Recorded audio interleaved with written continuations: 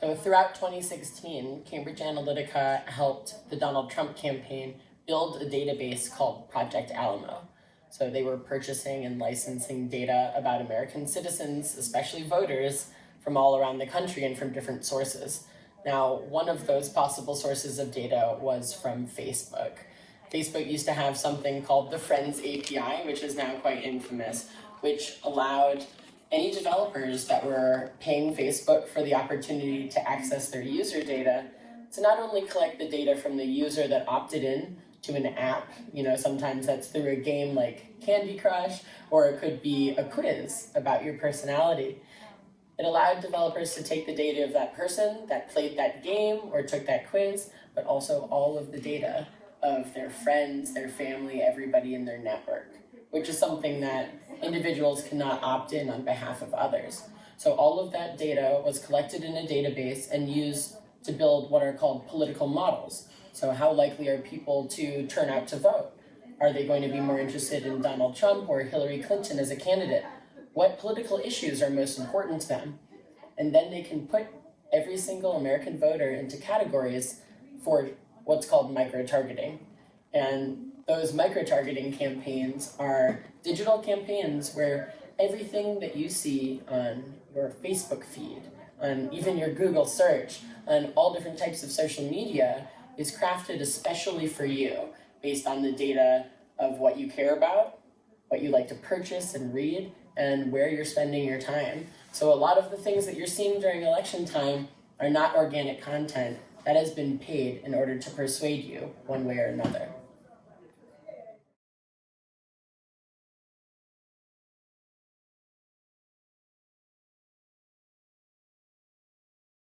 Psychological operations, also known as PSYOPs, is a military strategy in order to use data and use communications instead of violence to get individuals to do something or not to do something.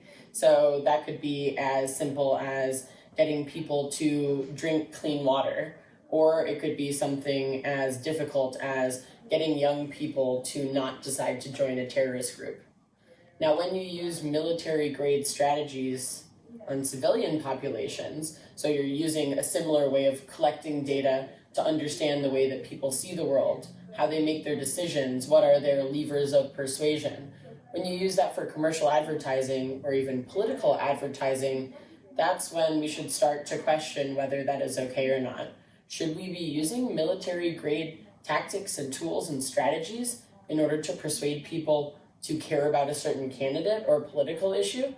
Maybe that's okay if you're doing something positive, like getting people to vote for the first time, getting people to care about climate change. But what if you are instead using it to get people not to vote, or to be angry at their neighbor, or to get incited over different issues that would normally not make them angry? That is something that we really need to consider.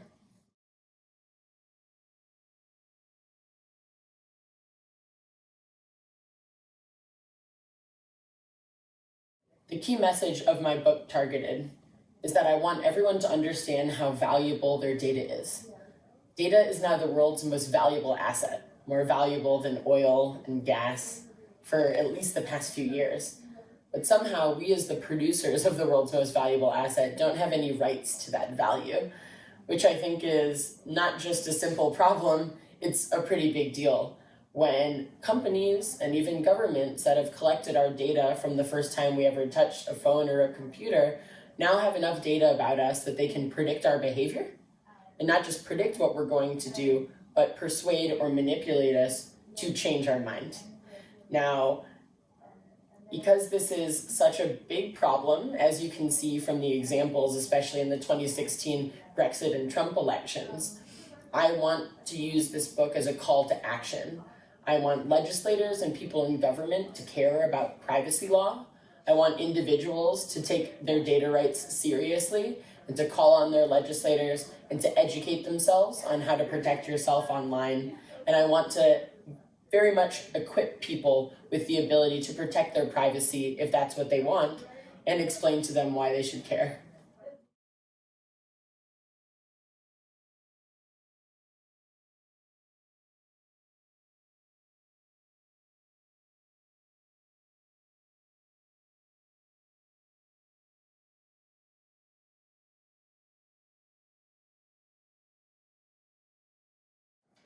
I decided to release the hindsight files because I realized that even though everybody is waking up to the idea that their data is important and that their data is at risk, there is still not enough being done on a day-to-day basis to make sure that our privacy is protected or even that our democracies are protected. We all need to realize that we have agency.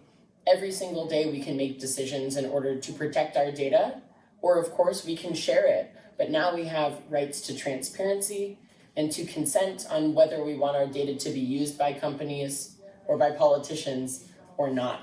So everybody needs to understand that educating yourself on how you can protect your privacy is very important.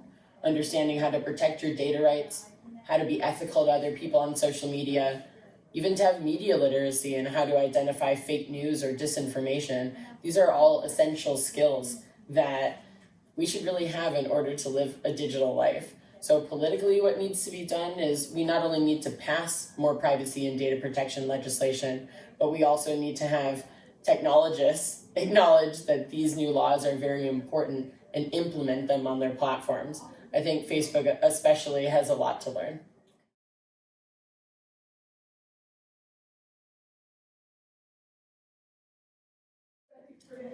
Individuals every day have a choice, whether you want to use privacy-based applications or whether you want to share as much data as possible. As an example, instead of using Google Chrome or Safari, you can decide to use something like Brave Browser or DuckDuckGo, which has been around for a really long time. If you really want to protect your private communications, you can use an app like Signal instead of WhatsApp, which is owned by Facebook. You can also decide in your phone settings, in your privacy settings, and every platform that you're using, what you want to share and what you don't. You should often be changing your password or even using a password manager. You can use ad blockers like Ghostery or AdBlocker to see where your data would be going and turn that off. You can stop sharing your GPS location. There are all of these little hints and tips that, if you add them all together, mean a lot for protecting your privacy and your ability not to be targeted.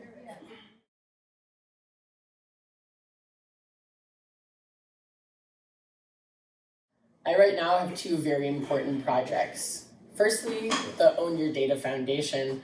I started that last summer with my sister in order to help bring digital literacy education into schools. So what do I mean by that?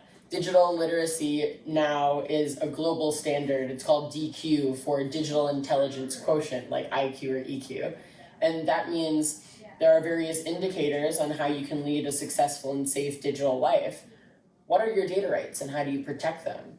What are basic cybersecurity protocols to protect your privacy? How do you become media literate to identify disinformation, fake news, and what's real organic content? How do you remain ethical on social media and manage your screen time? How can kids protect themselves against cyberbullying? These are all very essential pieces of learning that I'm helping implement into schools, not just for the students, but for parents and teachers as well. My other project is called DATA, the Digital Asset Trade Association. We're a 501c6 nonprofit lobbying organization where we work with legislators, regulators, and technologists to make sure that new privacy policy, data protection laws are not only common sense, but also easy to implement so that we're not stifling innovation. We want technologists to be able to continue to build, but we also want to work with legislators to make sure that consumer protection and the protection of citizens, especially during election time, is easier than it is today. Thank you so much for your time, Brittany. Absolutely.